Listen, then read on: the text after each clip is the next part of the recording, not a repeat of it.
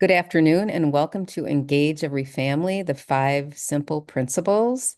So this is session 4 of a 5-part series where we are providing an overview of the book Engage Every Family, written by Dr. Steven Constantino. And Dr. Constantino was a teacher, principal, superintendent, interim state superintendent, and is now a professor at the William and Mary College of Education. On the slide, you'll see on the left an image of the second edition of his book, Engage Every Family. And on the right-hand side of the slide, you'll see his original graphic, which depicts the 5 simple principles, and also that there is a process that needs to take place to enhance and improve family engagement. So my name is Caroline Rossing. I am a Family School Partnerships Coordinator at CESA 3 in Fenimore, Wisconsin.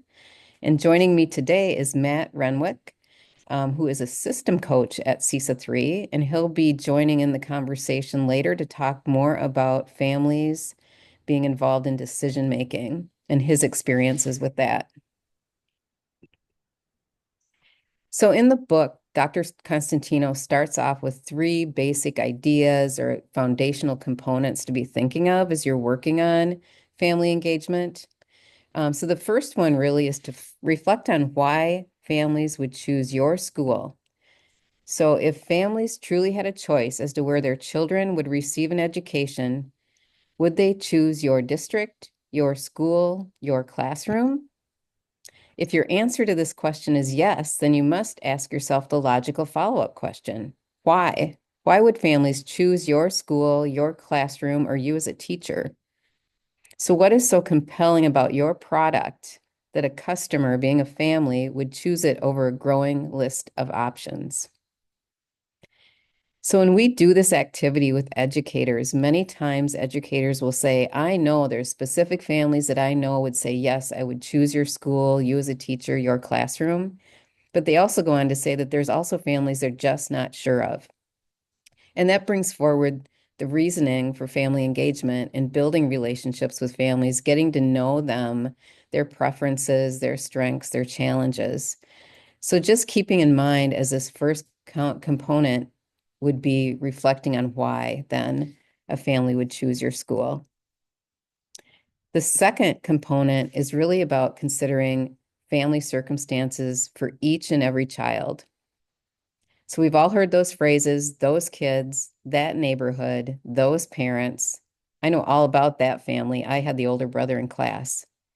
And what Dr. Constantino brings forward is the idea of assumptions. And might you be holding assumptions about specific families and students and really challenging those assumptions? And you can challenge those assumptions by asking yourself, well, what do I really know about that family and their circumstances? And what more do I need to know? So again, another reason to intentionally reach out and build relationships with each and every family in order to support each and every child in the classroom. The third component or idea he brings forward is working with the hard to reach. You could define them as the unreached or even the disengaged. So he goes on to say that we have labeled families hard to reach when they don't seem to conform to our perceptions of our standard communication protocols. However, they can be reached, and it just takes knowing how and the willingness to make the necessary changes. So every organization has a communication plan, the way that they reach out and get feedback, that type of thing. But really thinking about, does your organization's or does your school's communication protocol really work for all families? And even in your classroom, does your classroom communication plan work for all families? And if not, this might mean sending a text rather than an email, making a phone call instead of an email, or having a face-to-face conversation with that family rather than messaging through email. Another thing to consider is, does the family have someone at the school that they are really comfortable with communicating with, and utilizing that person to enhance the communication with that family through your classroom as well? He goes on to say also that It may not be the communication plan that might be working well, but you might still find families are disengaged for some reason. And the importance of, again, building relationships, getting to know that family so you can find out what that negative catalyst might be, what's causing them to not engage with the school. There could be a variety of reasons for that, and just getting to know the family and getting to understand them better to get down to that reasoning as to why. So as I said, this is the fourth in a five-part series. So today we're going to be talking about the fourth bullet point here, which is Constantino's fourth principle, and that's engage every family in decision making. Previous to this, we had sessions regarding the first three principles. So the first one being a culture that engages every family. And Dr. Constantino points out that this is probably the most important principle. It's an underlying foundational piece as well, and many times it's overlooked or not addressed, but it's very important to look at culture and continue to work on positive culture and climate in your school. The second one that we talked about was communicate effectively and develop relationships. The importance of that communication. We talked a bit about like one-way communication, two-way communication, and then actually engaging with families and developing those relationships. The next session, or the most previous session, was build family efficacy, where we talked about the importance of families being able to support learning at home and being communicating well with the school district in order to know how to support their children at home and believing in the value that they hold in the support of their child's education. So again, today we're going to be talking about that engage every family in decision making. And then we'll have one more session next week on Tuesday at the same time, where we'll be talking about engage the greater community, which is the fifth principle in Dr. Constantino's book. I'd like to just bring forward one resource for you here. These statements are wonderful to use as a survey, as a piece of data that either your staff can take or you as an individual can take as to where you stand regarding each of these statements. And they do align to the 5 different principles in the book. And then if you do implement some improvement strategies, you could take this again and see, has it changed a bit over time? But they do align again to the 5 principles where they talk about beliefs and values, communication, reaching out to families, and reaching out to that greater community. So that's just one resource that's available to you through this series. Oops, I apologize. Let me go back to that. Okay, so what does Dr. Constantino bring forward about this principle 4, engage every family in decision making? Well, he says that it is this where the school recognizes the entitlement of families to be consulted and participate in decisions concerning their own children. And the school is genuinely inclusive in its approach to decision making. It recognizes that this type of process creates a sense of shared responsibility among families, students, community members, educators, and administrators. So it's families being consulted and participating at the classroom level about their own child, but it's also being included in school improvement and kind of bringing in that shared responsibility of all for the school in the community. For each of his principles, he also identifies some objectives, or they're kind of like the what does that look like then, right? So in principle 4, he's got 2 objectives. The first one being the school creates opportunities for families to lead and participate in the school learning, planning, and social and community events. And the second is the school ensures that families and students have representation on the school's governing body and in relevant decision-making groups. So I'd like to bring another resource forward for you. This is a document of best practice that Dr. Constantino had developed. So for each objective, he identifies best practice descriptions. And then the project that I work for, WISPE, which is the Wisconsin Statewide Parent Educator Initiative, and we're funded through the Department of through the Department of Public Education in the Special Education Department. So we had identified best practice examples on this document as well. So just to bring forward some of Dr. Constantino's best practice descriptions, some of the things he brings forward is the school has developed, implemented, and evaluated an extensive network of opportunities for families to learn and be engaged with their children's learning, as well as decisions that affect their children. The school creates mechanisms for feedback prior to implementing programs or practices that will affect children and their families.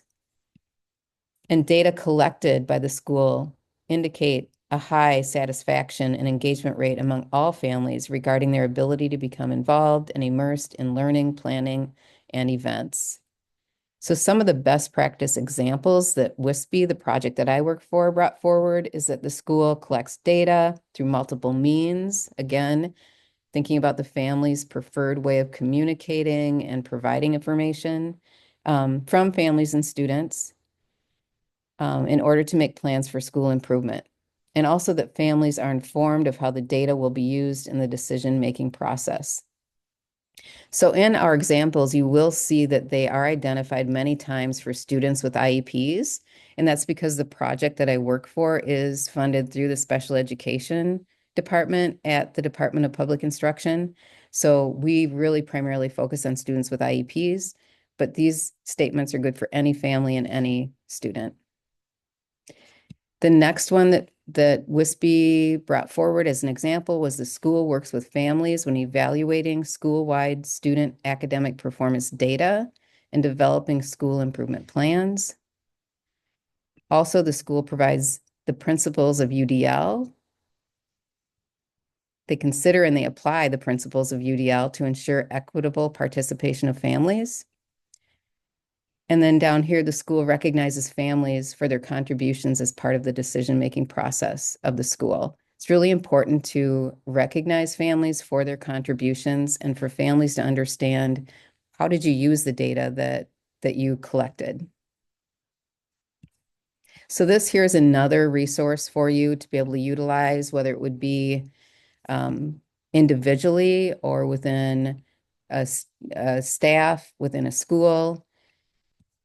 And again, you could look at that data and where are we at currently? Maybe we'll implement some strategies and we can revisit that and look at that again and see how we may have changed or grown. So Dr. Constantino goes on to ask a few questions, another reflection opportunity here. Does your school district truly value the input of all families? Really thinking about that. And when you think about all families, it's families that really represent your school enrollment demographics. And he goes on to say, if so, how do families know they are valued? So again, recognizing families for their contribution and showing that they are valued and they hold very important information. The second bullet point, do you offer parent leadership program training to build the capacity and efficacy for family engagement in decision making? So many times parents and others may not know how to even approach being on a decision-making team and that sort of thing. So providing them that training, that support needed to build their capacity is an important piece as well. And on this slide, I'm offering another resource. This is Serving on Groups training. It's all about how to function within a group and be most effective. They have online learning modules, so individuals can just get online and learn more. But again, here's another opportunity, another resource for you to utilize not only with families, but maybe others in your district as well.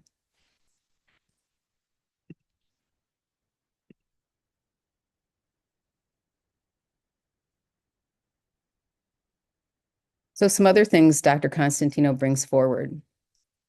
He speaks here to activities to promote participation in decision making. So encouraging parents to attend school improvement team meetings. And that's really, it starts again with that strong communication, building those relationships, showing them they have value to be able to really be able to encourage them to attend some improvement team meetings, school improvement team meetings. Many times parents can feel intimidated. So it's really important, again, to have those relationships in place, some capacity building or training around that as well. The second bullet point is assigning staff members to help parents address concerns. So again, that kind of goes back to having someone comfortable that the parents can speak to. If they feel safe in talking to a specific person about maybe some concerns they have, they may be more apt to openly voice those. And the third one is engaging families in surveys and focus groups to garner feedback, a very important piece. And on this slide, again, I'm offering up this resource of listening sessions, which is a really nice short document to plan a listening session and follow up from a listening session. These are very important opportunities for families to be able to come and for you to be able to elevate their voice. So listening sessions and or community conversations can be great ways to collect data again about what are the perspectives of families about this specific topic in our school, and then be able to take those improvement steps around that topic.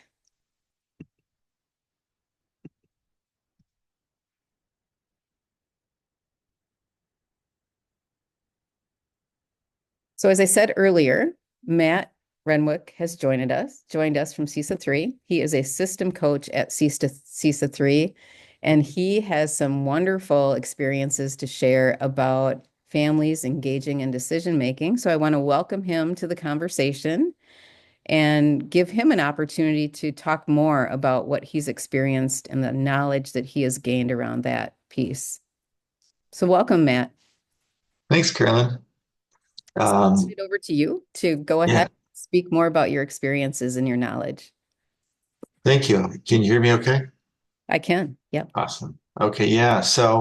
Prior to being a systems coach, I was a classroom teacher for 7 years, and then I was a principal for 16. Um, and in in my last school, um, I realized we needed to elevate family and community voice.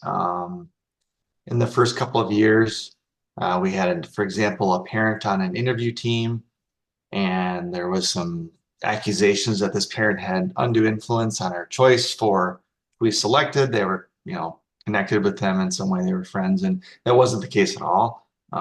It was we made the right hire, but that perception is reality. And then just through COVID, just some, definitely some communication constraints, some barriers, especially when we had to tell parents you can't come into school, you can't come into lunch anymore to have, you know, a meal with your kid because we're trying to reduce um, the spread. Yeah, it just made things really tough. So coming out of that, I just saw that as a big need. Now there was definitely still areas where I would make full decisions. For example, hiring new teachers. Ultimately that was on me, the superintendent, the school board. So we always reserve those rights to make those decisions. Um, we also had two other shared leadership teams, and one was instructional leadership team. So this was positional leaders like myself, and then teacher leaders making decisions as a group. And that was focused on continuous improvement, professional learning. We included families in a little bit of that. For example, when we were talking about bringing in a new literacy curriculum, we had samples. We bring them to like parent meeting for them to review. It's like part of our Title I requirements too. And it was okay, but um, I don't think they really knew what questions they had because they're not educators, for the most part. And it would be like me serving on a board for the hospital, like, and they're asking me, well, which medical procedure should we be, looking at for the future? And I would have no clue. I don't know anything about that. Um, so that was just more like surface level kind of participation. So we looked actually at our coordinating council to involve parents as truly as partners and empowered decision makers. So coordinating council was developed as a separate team from instructional leadership. And what I found as a principal was we would get these requests for different things to look at, such as the fire drill or um, how the homecoming parade operates because we had a lot of kids in it and we wanted to make sure we had good supervision. So I didn't want those topics going on instructional leadership team, which was focused on, again, professional learning. So coordinating council managed that. Um, so what we did within that was create we already had this group called PEP. I think it's called like Parents and Educators as Partners. So we changed it to families and educators as partners. This was met with a little bit of resistance. I was surprised. I had one parent in particular who didn't even go to our school. Their child didn't go to our school anymore, and we just was confused by it. Like, well, why wouldn't we say parents? And I think they were maybe afraid they wouldn't, parents wouldn't understand that they could join, and just trying to be more inclusive to recognize non-traditional family setups. So those little changes, though, helped us kind of make bigger changes. If you go to the next slide, Carolyn. So how we saw PAT or FAP is kind of on three levels. So we had first level is just family participation. So we would invite them, for example, at Title I reading nights. We would need volunteers. So we had every year we had reading night in the spring, and parents would host different centers and things like that. It was kind of a big event for the kids. So empowering them in that way, but we still had control, over the outcomes. We also had an email list where parents could voluntarily sign up to receive regular communications from me around coordinating council meetings. They could either join us in person or they could log into a Zoom, a link. So that was one kind of holdover from COVID was the pandemic was we maintained some of those virtual options. So if parents were just can't get out of the house, they've got really young kids, they could still participate in the coordinating council meetings. And again, that was more building business, non-instructionally focused topics. I try to keep people abreast of different things, different events in my monthly blog. So I really encourage that for principals and leaders is to keep some kind of a monthly communication going out, whether that's a newsletter, blog. But I made sure every parent got that, every family member through like Skyward. So the second level was more family representation. So it wasn't just, hey, come and help us, sell hot dogs at this event or, what have you. It was like thinking about how our families represented in our school around certain decisions. So one thing we did was we started a formalized family education partnership team. So there was, I don't remember, there were officers. I don't know if we had a president, but we certainly had a secretary, a treasurer. So formalize those people positions. So we make sure someone was taking notes. Other ways we had representation in our school, and this was an idea from I think someone from the DPI actually, having kids serve as tour guides. So I would train them each year. I usually pick third graders. That was like the ideal age level I found. Like they're knowledgeable enough of the school that they can talk to pretty much any topic, but they're also still super excited about school. And yeah, they would be funny. They would be like, "Yeah, I remember in 4K when we did this center," and they're showing new families that would come in, prospective families. They were speaking to their experience through their lens. And I felt like for kids, especially that were on the tour, when they had another kid with them, with us, it wasn't just adults, like walking them through the school. Really having the kids talk at a kid level was more effective, I found, than me trying to explain it. I couldn't say it like they could. So, and again, we still had like reviewing curriculum resources as part of that group representation. But I would say the more effective ways was just giving them leadership opportunities represented in the school. The third level was family empowerment.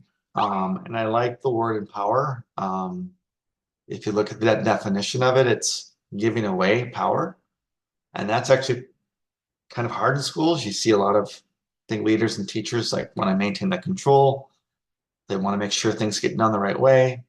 Um, and so that was hard for me too at first. But I had to accept like how things go about, you know, in terms of decisions, I have to be okay with it. It's not just my school. So one thing we did was had new family resource folders. So when new families came in, for example, we had sheets from uh, Iowa County, like Health and Human Services, CST teams, and there's a variety of acronyms out there. But here's all the resources in the county, and it was a one-page sheet that you can access.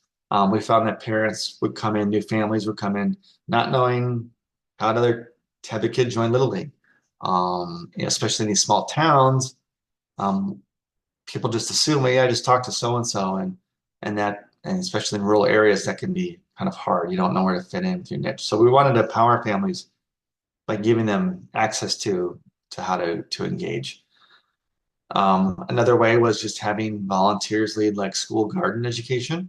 So we had parents come in who are knowledgeable about starting seeds and soil and things like that. So we had families taking care of the gardens throughout the summer. A big one that started was our before and after school programming. When I came to the school, it was starting to just go away, just didn't have the participation. After COVID, and once businesses started asking their workers to come back to wherever they work, there this big need sprung up for before and after school care. And I just said we can't staff this. Like we don't have enough staff to man this, and so it's got to be self sufficient. There has to be a coordinator to run it. I can't run it, or secretaries can't run it.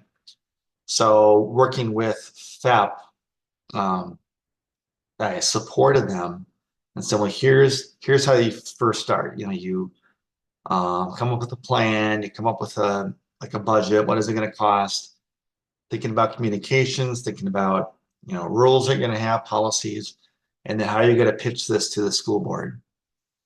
So that I was more of a on the side, kind of a guide on the side, but made clear throughout the process, I can't run this. You have to run it. And so that's how it sprung up. Eventually, they get to the board level. They had a great proposal. It passed, and it's currently running. And I'd love to take credit for it, but again, I just couldn't do that. I couldn't add one more thing to our plate.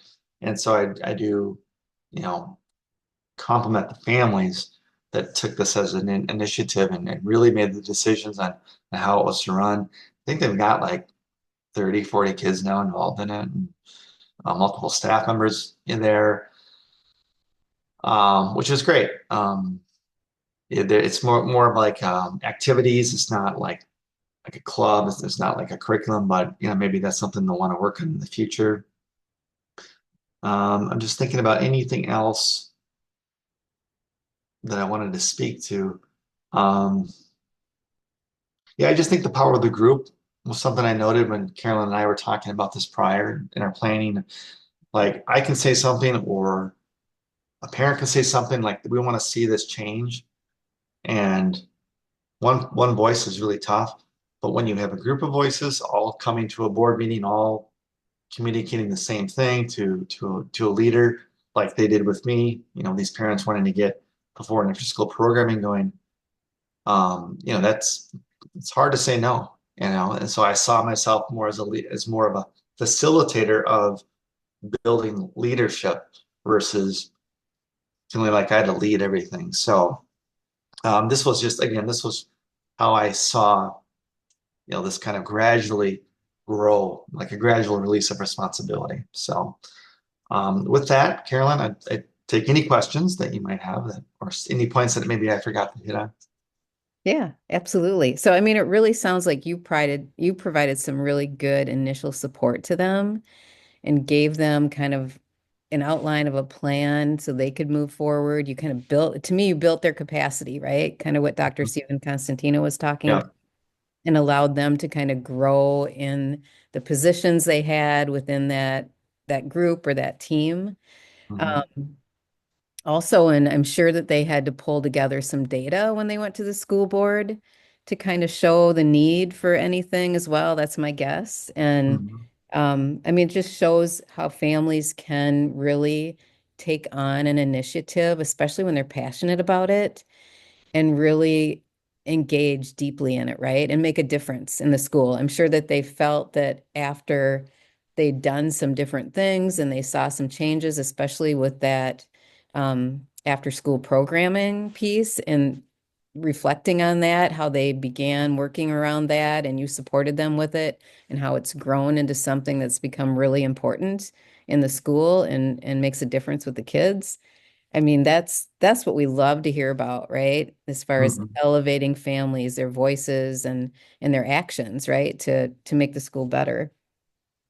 I'm guessing, and maybe I missed it, but I'm guessing that when they started forming their different teams, whether it's the Family Engagement Partnership team or that coordinated coordinating council, did they put in place some clear structures and norms for those meetings?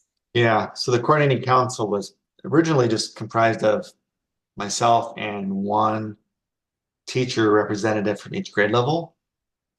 Um, and this was just, again, it started out as more of a just a communication tool and a way to solve building problems together, not just one person dealing with it. But Mhm. so we had some norms in place there, like here's some community agreements. We respect all voices. We own what we say and those kinds of things. So we just kind of transplanted those norms to the parent groups. And I don't just the little experience I have on other parent family groups, those aren't always in place. They'll have officers, but Yeah. they won't have norms or agreements. And I know those are critical Mhm. um, because I think one hesitation with schools, leaders especially, is working with a PTO, and this PTO sometimes PTOs can get maybe too much power, too much influence, and they start trying to drive um, school instructional based decisions. We see that with like book bans and things like that.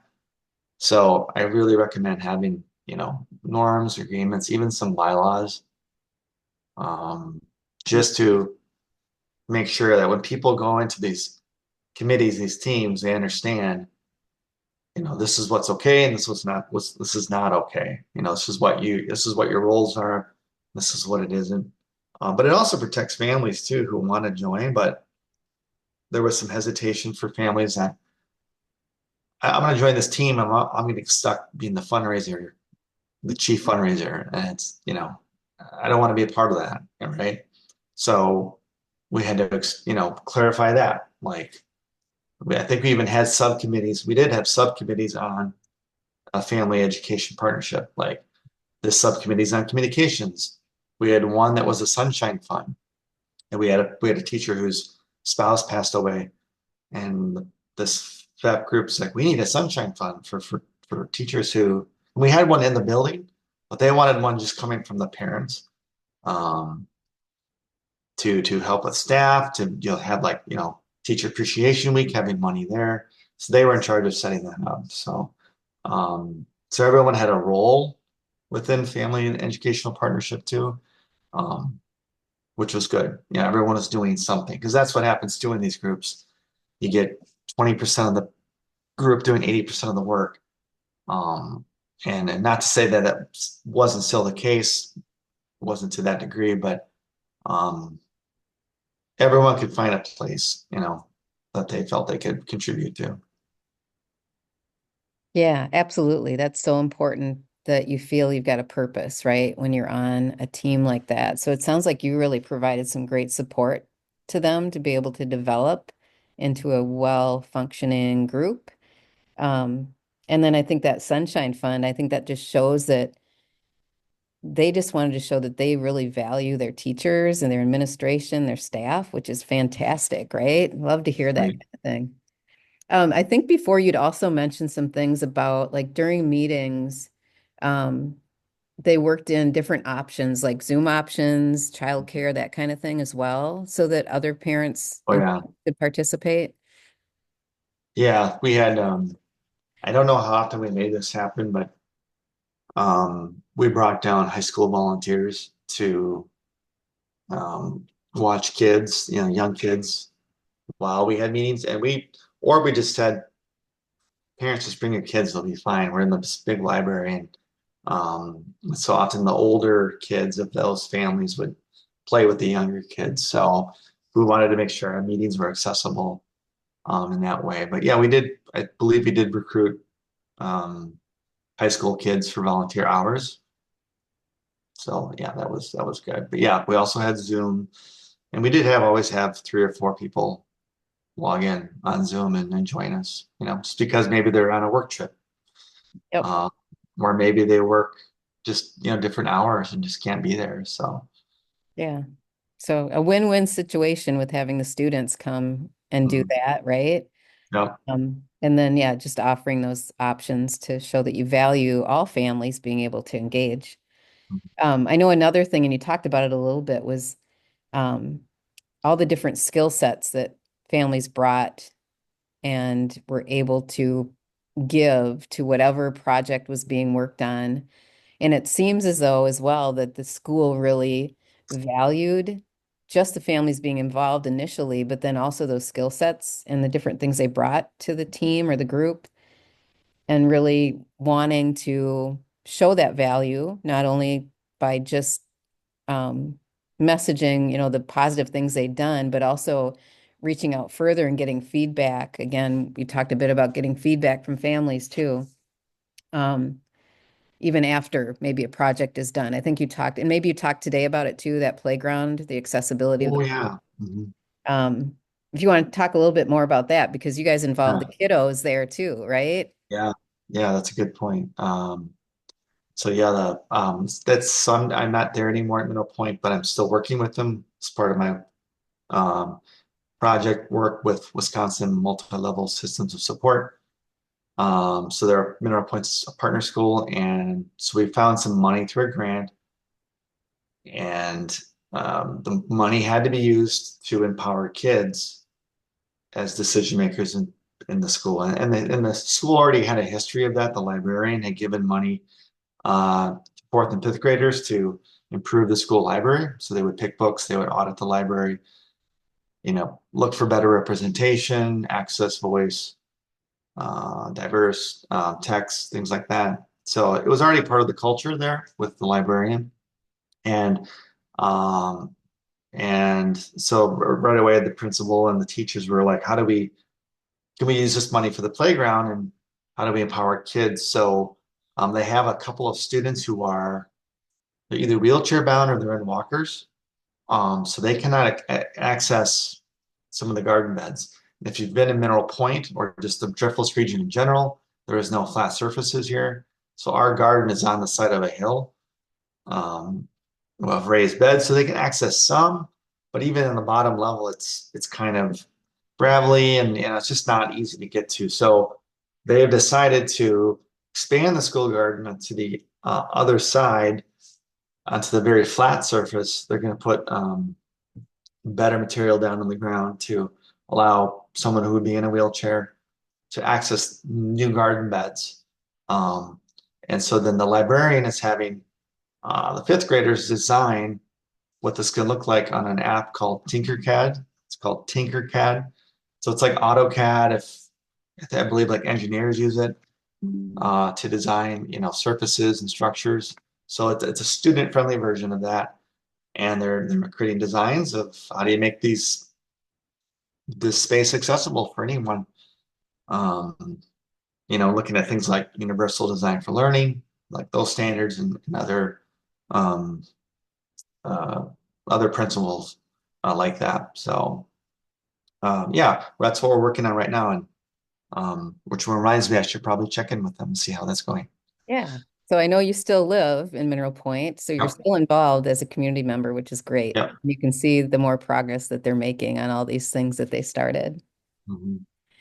All right. Well, thank you so much, Matt, for sharing your knowledge, your experience around engaging families generally, and also engaging families in decision making. I think There's some great examples of how families were able to and are still able to really be engaged with the school district of Mineral Point that you worked in previously.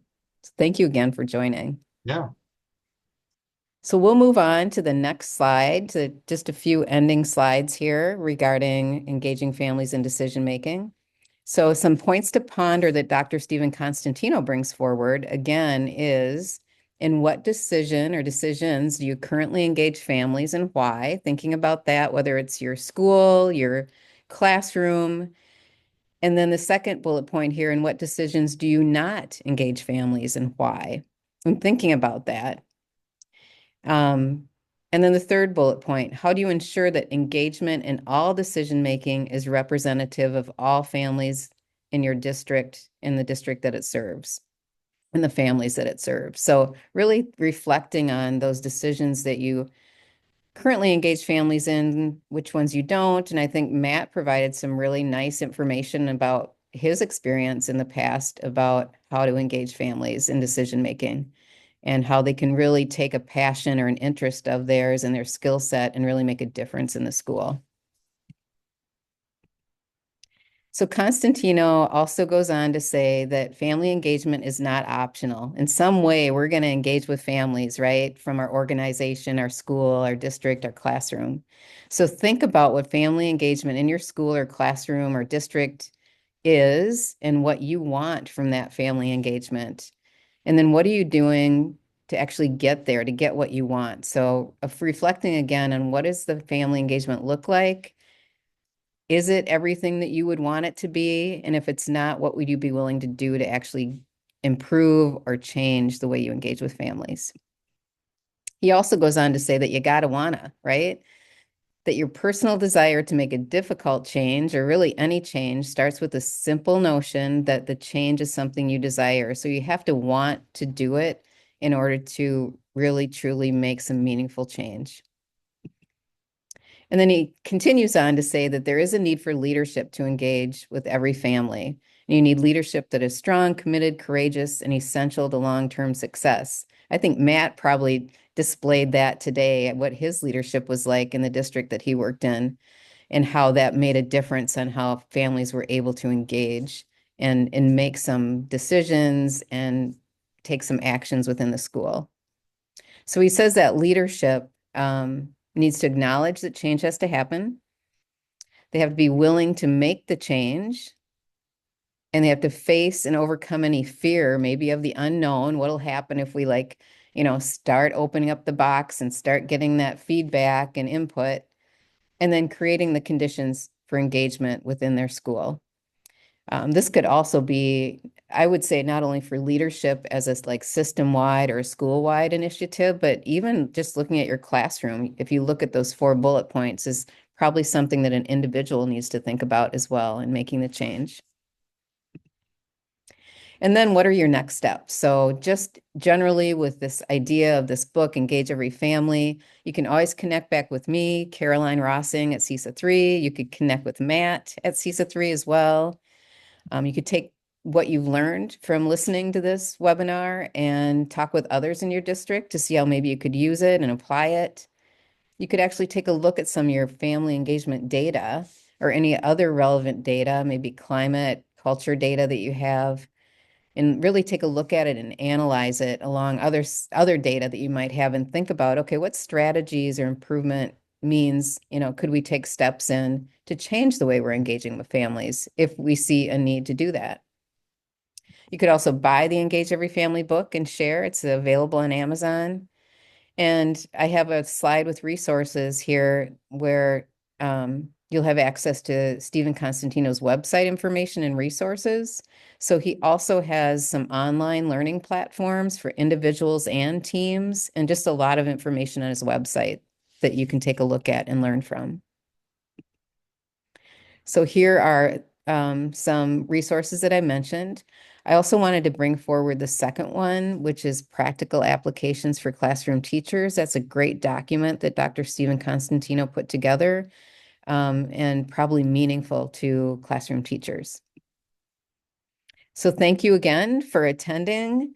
I hope that you took something from this session and contact me or Matt if you want more information about engaging with families. So thank you again.